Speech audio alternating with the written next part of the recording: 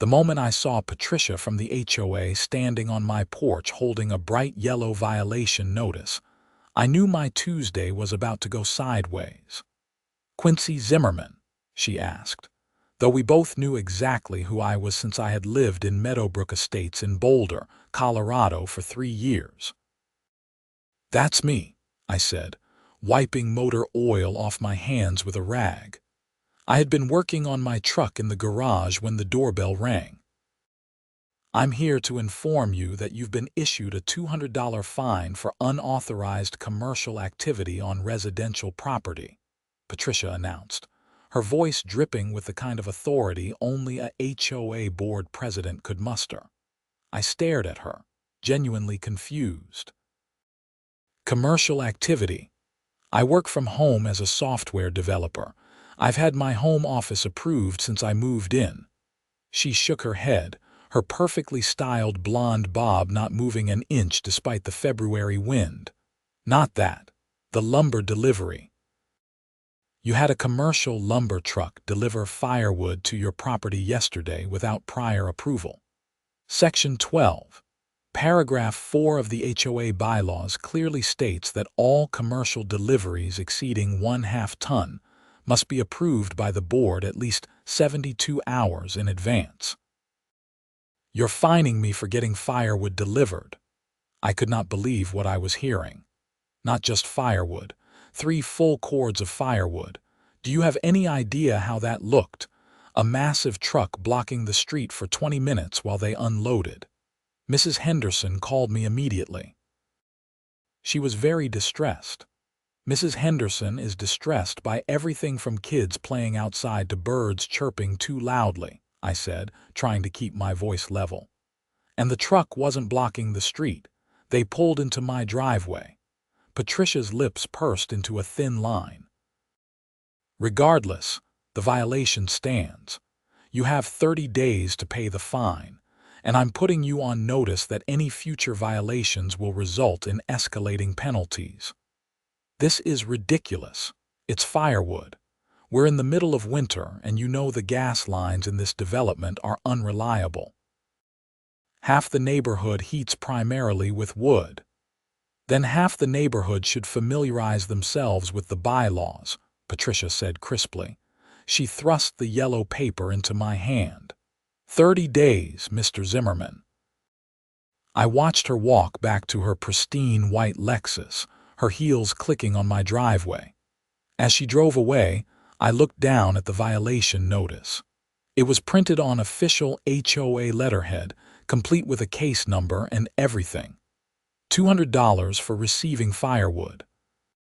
My wife, Natalie Robertson, had warned me about this HOA when we bought the house. She had wanted to look at properties outside of Meadowbrook Estates, but I had fallen in love with the mountain views and the spacious lot. Now, standing in the cold holding this absurd fine, I wished I had listened to her. "What did Patricia want?" Natalie asked when I came back inside. She was sitting at the kitchen table, grading papers. She taught 5th grade at Boulder Creek Elementary. "We got fined $200 for the firewood delivery yesterday." Natalie looked up, her brown eyes widening. "You're joking." I wish I was. I handed her the notice. She read it over, her expression shifting from disbelief to anger. "This is insane. Everyone gets firewood delivered. How else are we supposed to get it? Carry it up the mountain one log at a time. Apparently, we were supposed to file a form 72 hours in advance requesting permission for a commercial vehicle to enter the property. Did you even know that was a rule? Of course not. Nobody knows that's a rule because it's buried somewhere in a 100-page document that nobody reads." Natalie stood up, her chair scraping against the floor. "We're not paying this. This is harassment. Patricia has had it out for us since we painted the shutters without approval." That had been another incident 6 months ago. We had painted our shutters from forest green to a slightly different shade of forest green, and Patricia had issued us a warning that we had deviated from approved color schemes by approximately 3%. She had actually brought paint swatches to prove her point. "I'm going to call her and sort this out," I said. I dialed Patricia's number, which was listed on the violation notice. She answered on the second ring. "Patricia Cunningham speaking." "Patricia, it's Quincy Zimmerman. I just wanted to discuss this fine. I really don't think it's warranted." "Mr. Zimmerman, the bylaws are very clear." "Maybe so, but nobody informed residents about this particular requirement. I've seen delivery trucks in this neighborhood every single week. Why am I being singled out?" "You're not being singled out. We're enforcing the rules consistently." "Are you?" "Because I saw a moving truck at the Hendersons' house last month when their daughter came home from college." "Did they get fined?" There was a pause. "That was a family matter, not a commercial delivery." "It was a U-Haul. That's pretty commercial." "Mr. Zimmerman, if you wish to contest the fine, you may do so at the next board meeting on March 2nd. Until then, the fine stands. Good day." She hung up. I sat down at the table across from Natalie.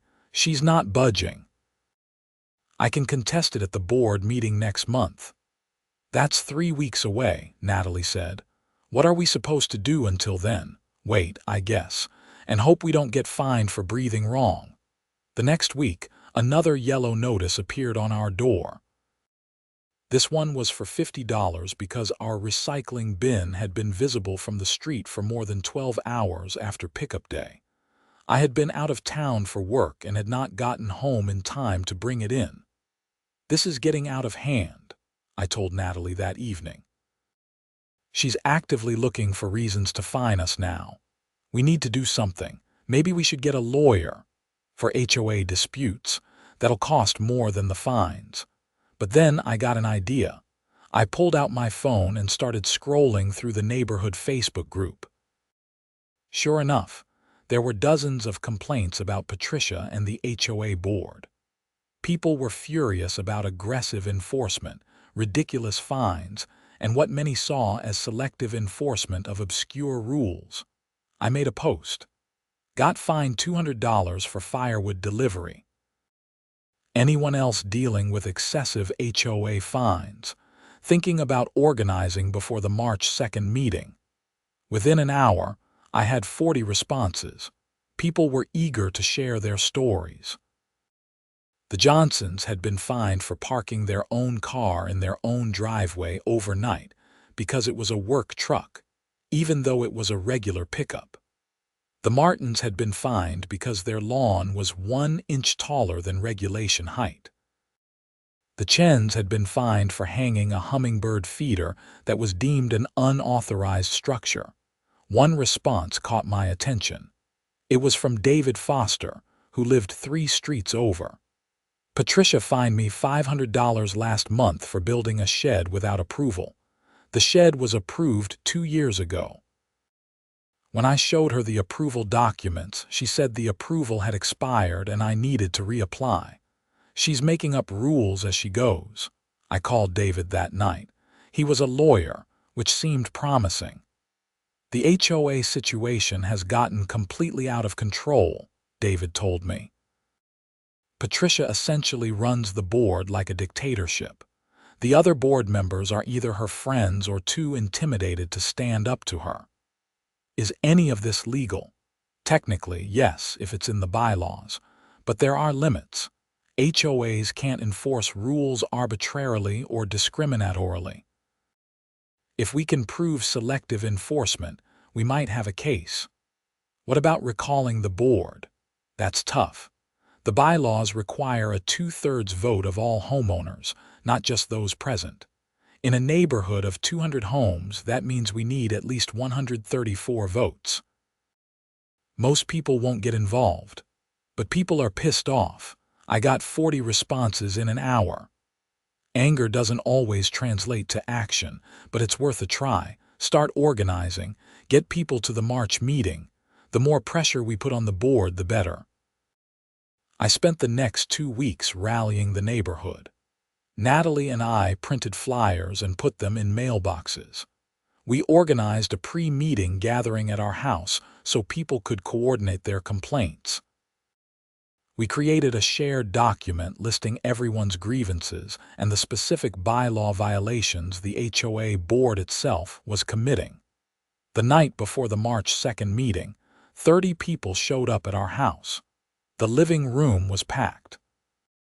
People were standing in the hallway, sitting on the stairs, crowding into the kitchen.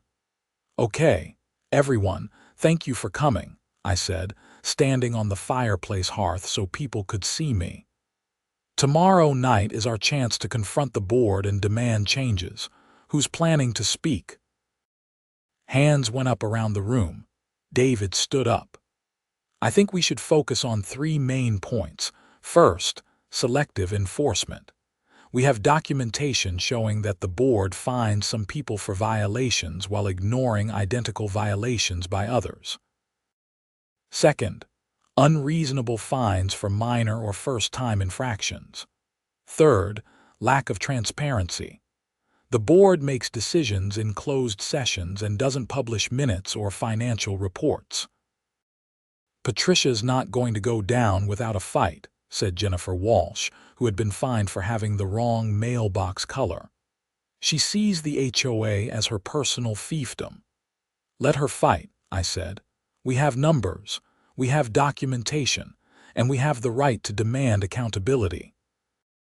The next evening, the community center meeting room was standing room only.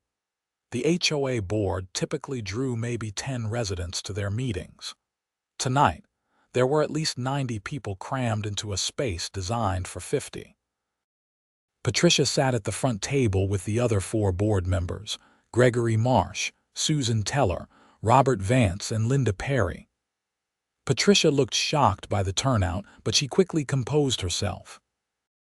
"This meeting of the Meadowbrook Estates Homeowners Association will now come to order," she announced, banging a gavel. "We have quite a crowd tonight. I hope everyone signed in." "We're not here for the usual agenda," David called out from the audience. "We're here to address the board's pattern of harassment and abuse." Patricia's face reddened. "Mr. Foster, you'll have an opportunity to speak during the homeowner comment period. Please respect the agenda. Respect. Like the respect you showed when you fined me $500 for a shed that was already approved." The room erupted in supportive murmurs. Patricia banged the gavel again. "Order! We will maintain order or I will clear this room." "You can't clear the room," I said, standing up. "This is a homeowner meeting. We have a right to be here." Patricia glared at me. "Mr. Zimmerman, I should have known you were behind this little insurrection." "It's not an insurrection. It's homeowners exercising their rights. You fined me $200 for receiving firewood." "That's absurd and you know it. You violated the bylaws. Then why didn't you fine the Andersons when they got firewood delivered 2 weeks before me? Or the Martins last month? Or the Chens in January?" Patricia's jaw tightened. "Those situations were different." How were they different?" She did not answer. Instead, she looked at the other board members. "I move that we table this discussion until our next meeting." "Seconded," Susan said quickly. "You can't just table this," Jennifer Walsh shouted. "We're not leaving until we get answers." What followed was 2 hours of heated back and forth. Homeowners stood up one after another detailing their grievances. The board deflected, made excuses, and tried repeatedly to end the meeting early. But the crowd would not disperse. Finally, David stood up and spoke in his courtroom voice. "I want to make something very clear to this board. You are not dictators. You are elected representatives with a fiduciary duty to all homeowners. The pattern of selective enforcement, excessive fines, and lack of transparency is not just unethical, it may be illegal. If changes are not made immediately, I will be filing a lawsuit on behalf of multiple homeowners for breach of fiduciary duty and violation of Colorado HOA regulations." The room went quiet. Patricia stared at David. "You're threatening to sue the HOA." "I'm promising to sue if you don't correct your behavior. Here's what needs to happen. First, All fines issued in the last 6 months need to be reviewed by an independent third party. Any fines found to be the result of selective enforcement or violations of due process will be rescinded. Second, the board needs to publish detailed financial reports. Third, meeting minutes need to be made available to all homeowners. Fourth, there needs to be a clear, written policy for enforcement with warning procedures before fines are issued. And if we don't agree to these demands? Gregory Marsh asked. He was the vice president and Patricia's main ally. Then we'll see you in court, and we'll also move to recall the entire board. Patricia stood up abruptly. This meeting is adjourned. She grabbed her papers and walked out, her heels echoing in the silent room. The other board members looked at each other uncertainly, then followed her out. The crowd erupted in cheers and applause. People were hugging, high-fiving, celebrating. We had not won yet, but we had made it clear that we were not going to be pushed around anymore. That was amazing, Natalie said, squeezing my hand. It's not over, I said. Patricia's not going to back down easily. I was right. 3 days later, I got another yellow notice. This one was for $300 for hosting an unpermitted assembly at my home. Apparently, our organizational meeting had violated a bylaw prohibiting gatherings of more than 25 people without board approval. I immediately called David. They're retaliating. Patricia just fined me for the meeting at my house. Of course she is. Save that notice. It's evidence for the lawsuit. Are we really going to sue? I'm already drafting the complaint. I've got 6 homeowners willing to be named plaintiffs. You want in? Absolutely. Over the next week, more retaliation followed. Natalie and I both received notices for violations we could not even understand. Our house numbers were allegedly the wrong size. Our driveway had unauthorized reflective material because there was ice melt residue visible. Our doormat was not aesthetically harmonious with the neighborhood standards. Each fine was $200 to $500. The total exceeded $2,000. She's trying to bury us in fines, Natalie said, looking at the stack of yellow papers on our kitchen table. This is insane. It's also going to make our lawsuit stronger. This is textbook harassment. But then something unexpected happened. The weather turned. Colorado in March is unpredictable, but nobody was prepared for the late-season blizzard that hit Boulder on March 10th. The temperature dropped to 5 degrees Fahrenheit, and nearly 2 feet of snow fell in 24 hours. Power lines went down. Roads became impassable. And most critically, the natural gas pipeline that served Meadowbrook Estates developed a leak and had to be shut down for emergency repairs. The gas company estimated repairs would take 72 hours minimum, maybe longer depending on parts availability and weather conditions. We were fine. I had 3 cords of firewood stacked in my garage, and our fireplace could heat most of the house. We also had a propane camping stove for cooking and plenty of supplies, but a lot of our neighbors were not so prepared. Many homes in Meadowbrook Estates relied entirely on natural gas for heating. Some had fireplaces but no wood. Others had electric heat, which did not help with the power out. By the second day of the cold snap, people were getting desperate. I saw neighbors outside trying to chop down trees for firewood.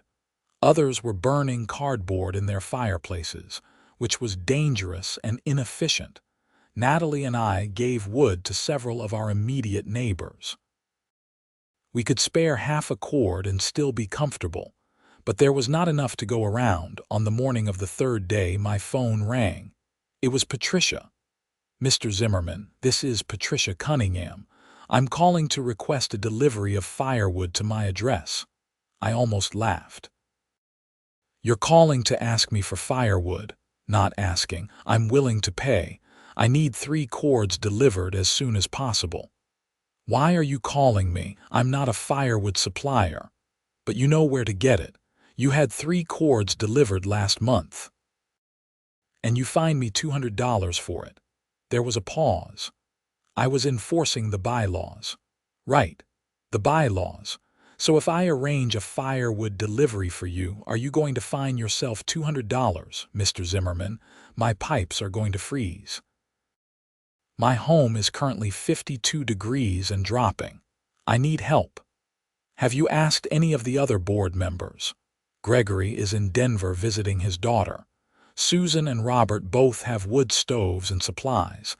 Linda evacuated to a hotel. What about all the people you've been fining and harassing? Did you consider asking them? I'm asking you, please. I'll pay whatever it costs. I thought about it. Part of me wanted to hang up and let her freeze. She had made our lives miserable for months. But Natalie was watching me, and I could see in her eyes what she wanted me to do. Fine, I said. I'll call my supplier and see if they can deliver. But I'm not doing this for you. I'm doing it so you don't sue us when your pipes burst and you try to blame me somehow. Thank you, Patricia said, and she actually sounded sincere. I called the Firewood company, Rocky Mountain Wood Supply. They were slammed with emergency orders, but they said they could deliver to Patricia by late afternoon if she was willing to pay rush fees. I called Patricia back and gave her the company's number. They can deliver today if you call now. Tell them Quincy Zimmerman referred you. I will, thank you, Mr. Zimmerman. One more thing, I said. I want all our fines dropped, every single one. Including the ones you made up to harass us. That's extortion. No, it's negotiation. You need something from me, I need something from you. That's how this works. She was silent for a long moment. Then she said, I'll drop the fines related to the firewood delivery and the meeting. The others stand. All of them or no deal, and you leave us alone going forward. No more harassment, no more made-up violations. Fine. All your fines will be rescinded. You'll receive written confirmation within a week. Great. Call the wood company now and Patricia.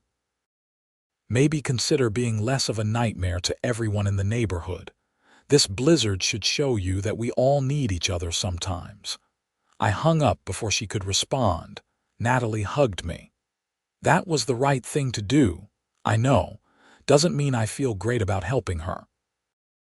You didn't just help her. You got all our fines dropped. That's $2,000. She was right. And if Patricia was true to her word, we would finally be free of the constant harassment. But that afternoon, I got another call from Patricia. Her voice was panicked. They won't deliver. What? Why not? The company said they need approval from the HOA for commercial deliveries.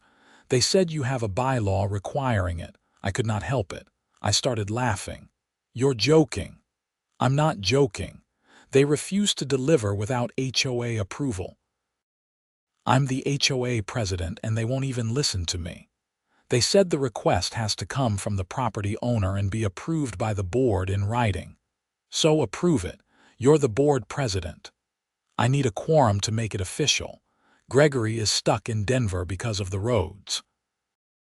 I can't get 3 board members together. This was too perfect. The same absurd bylaw Patricia had used to fine me was now preventing her from getting firewood. The irony was beautiful. Sounds like you have a problem, I said. Mr. Zimmerman, please. Can you help me figure something out? I don't know what you want me to do. You created this system. I'll drop all the fines for everyone, not just you. Everyone in the neighborhood who's been fined in the last 6 months. I'll send out a notice tomorrow. Now that was interesting. All the fines. Yes, every single one. Just please help me. I thought about all the people who had been harassed. The Johnsons, the Martins, the Chens, David Foster, Jennifer Walsh, dozens of others. Thousands of dollars in unjust fines. Okay, I said. Here's what we're going to do. I'll have the firewood delivered to my house. Then I'll bring it over to yours. That way there's no commercial delivery to your property. That would work. But how will you transport it? I have a truck. It'll take multiple trips, but I'll get it done. Thank you so much. I called Rocky Mountain Wood Supply back and modified the order to deliver to my address instead. They could get it there by 6 p.m. Then I called David Foster and filled him in. He thought it was hilarious. She's finally getting a taste of her own medicine. Yeah, but people are suffering because of her stupid rules. I want to make sure this kind of thing never happens again. The lawsuit is still moving forward. This incident actually strengthens our case. The bylaws are so restrictive that even the board president can't navigate them in an emergency. The firewood arrived at my house at 6:30.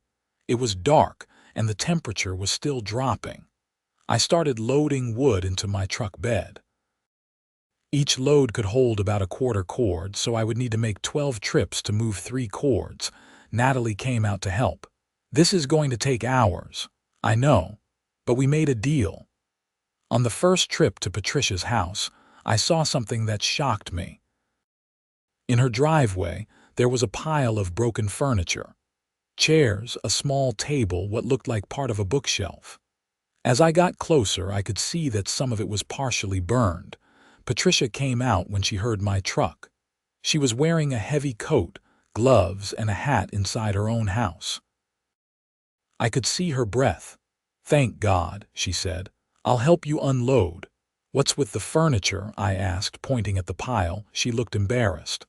"I ran out of options. I was burning furniture to stay warm. The house got down to 46 degrees. I couldn't feel my fingers." I looked at the remnants of what had been nice furniture. A dining room chair, an end table, part of what might have been an antique cabinet. You were burning your furniture. What else was I supposed to do? I tried calling everyone. Nobody would help me. They all remembered how I treated them. There was something almost tragic about it. This woman who had spent months making everyone's lives miserable was now so isolated that she had to burn her own possessions to stay warm. We unloaded the first quarter cord in silence. I went back for the second load, and the third, and the fourth. Natalie came with me on several trips. By the time we delivered the last load, it was almost midnight. My back ached and I was exhausted. Patricia met us at the door. She had a fire going in her fireplace now, and the house was starting to warm up. "I don't know how to thank you," she said. "Put it in writing," I said. "All the fines dropped for everyone, and at the next board meeting we're voting on new enforcement procedures, reasonable ones. I'll do it. I'll write up the notice tonight and email it to the entire neighborhood tomorrow." "Good. Now I'm going home to sleep." As we drove away, Natalie said, "Do you think she learned anything from this?" "I don't know. Maybe. People like Patricia don't usually change, but at least we got something out of it." The next morning, true to her word, Patricia sent an email to all Meadowbrook Estates residents. The subject line was "Rescission of Recent Fines." In the email, she announced that all fines issued in the previous 6 months were being rescinded and refunded. She cited review of enforcement procedures and commitment to fairness. She did not apologize or admit wrongdoing, but it was still a victory. The gas lines were repaired 2 days later, and life in the neighborhood slowly returned to normal. But the experience had changed something fundamental in Meadowbrook Estates. At the next board meeting in April, the community center was packed again. This time, Patricia did not try to maintain control. Instead, she opened with a statement. "I want to address what happened during the blizzard. Many of you know that I was without heat for 3 days. I was forced to burn my own furniture to stay warm because I could not get a firewood delivery due to our own bylaws. Mr. Zimmerman here helped me even though I had treated him unfairly. That experience taught me that our enforcement procedures had become too rigid and punitive. I'm proposing major revisions to how we handle violations. There were surprised murmurs around the room. David Foster stood up. What kind of revisions? First, warnings before fines for first-time violations. Second, reasonable maximum fines. No more $300 penalties for minor issues. Third, an appeals process that doesn't require waiting for the next board meeting. Fourth, transparency in enforcement. All violations and fines will be posted publicly so everyone can see we're enforcing rules consistently. I raised my hand. Who's going to oversee this? How do we know the board will follow through? Patricia looked uncomfortable. I'm also proposing that we expand the board from 5 members to 7 and hold special elections to fill the new seats. The neighborhood should have more representation. This was unexpected. Susan Teller looked shocked.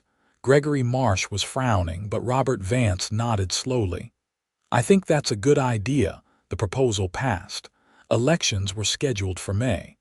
David Foster ran and won one of the new seats. Jennifer Walsh won the other. The board suddenly had 2 members who were committed to accountability. Over the next several months, things in Meadowbrook Estates improved dramatically. The new enforcement procedures were fair and reasonable. Fines dropped by 90%. People stopped living in fear of yellow notices appearing on their doors. Patricia remained board president, but she was constrained by the other members. She could not unilaterally issue fines or enforce arbitrary rules anymore. She had to build consensus and justify her decisions. I never found out if she truly learned from the experience or if she was just forced to change by circumstances. But honestly, I did not care. The result was what mattered. Natalie and I even saw her at the neighborhood 4th of July barbecue that summer. She was standing by herself near the food table, looking awkward and uncertain. Natalie nudged me. Go talk to her. Why would I do that? Because she's alone and miserable, and because you're better than that. I sighed and walked over. Hey, Patricia, how's it going? She looked surprised to see me. Oh, hello, Quincy. I'm fine. The potato salad is very good. Yeah, the Johnsons always make great potato salad. I grabbed a plate and started putting food on it. So, how are things? How's staying warm enough without burning any more furniture?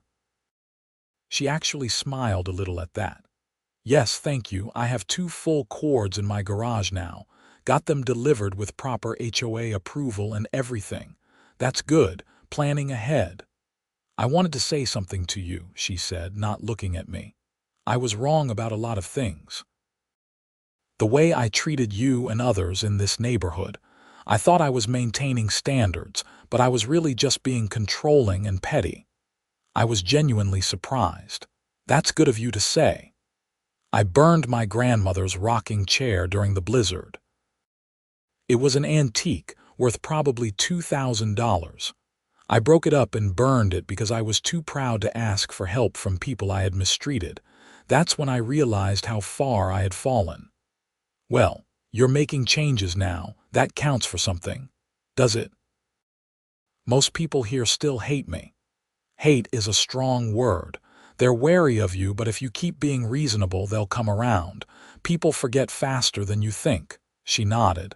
Thank you for helping me that night. You didn't have to. Yeah, I did. That's what neighbors do. We stood there for a moment in awkward silence. Then Natalie appeared with 2 beers. She handed one to Patricia. Thought you might need this. Patricia took it, looking surprised again. Thank you. You're welcome. Come sit with us. No point standing here by yourself all evening. The 3 of us ended up sitting at a picnic table with David Foster and his wife, the Johnsons, and a few other neighbors. The conversation was a bit stilted at first, but it gradually became more natural. Patricia mostly listened, but occasionally she would contribute something, and people would respond politely. It was not forgiveness exactly, but it was a start. By the end of summer, Meadowbrook Estates felt like an actual community again, instead of a place where everyone lived in fear of the HOA. People organized block parties and neighborhood gatherings. Kids played in the streets without worrying about violating noise ordinances. Homeowners made reasonable improvements to their properties without needing approval for every tiny detail. The lawsuit David had been preparing never got filed. With the fines rescinded and the enforcement procedures changed, there was no point. We had gotten what we wanted through pressure and organization. In August, I got a letter in the mail from the HOA. For a moment, my heart sank, worried it was another violation notice. But when I opened it, I found a handwritten note from Patricia. "Dear Quincy, I wanted to thank you again for your help during the blizzard and for pushing for changes in our HOA. I've learned a lot about leadership and community this year. Enclosed is a check for $200 to reimburse you for the firewood you brought to my house. I know you said I didn't need to pay, but you went out of your way to help someone who didn't deserve it. That's something I'll remember. Regards, Patricia." I showed the note to Natalie. She smiled. "Maybe people can change after all." "Maybe," I said. "Or maybe they just need the right motivation. Like burning their grandmother's rocking chair, exactly like that." We both laughed. I deposited the check and used the money to buy a nice dinner for Natalie and me at our favorite restaurant in downtown Boulder. As we sat there looking out at the Flatirons in the evening light, I thought about how strange the year had been. A ridiculous fine for firewood had turned into a neighborhood uprising, which had turned into a blizzard emergency, which had somehow ended with genuine positive change. It was not the outcome I had expected when Patricia first showed up at my door with that yellow violation notice. But life rarely goes the way you expect. Sometimes you get fined for firewood. Sometimes you have to watch someone burn furniture to stay warm. And sometimes, just sometimes, people surprise you by actually learning from their mistakes. "What are you thinking about?" Natalie asked. "Just that I'm glad we didn't move. Even with all the HOA drama, this is home." "It is now," she agreed. "Now that Patricia isn't making everyone's life hell." "Yeah, that helps." We clinked our glasses together and toasted to neighbors, to community, and to the weird chain of events that had made our neighborhood a better place to live, even if it had required a blizzard and some burned furniture to get there. The following winter, I made sure to order firewood early, and I filled out the proper HOA request form with plenty of advance notice. Patricia approved it within 24 hours, and the delivery went smoothly. I even had extra wood, so when the Chens found themselves running low in February, I gave them half a cord without charging them anything. That's what neighbors do.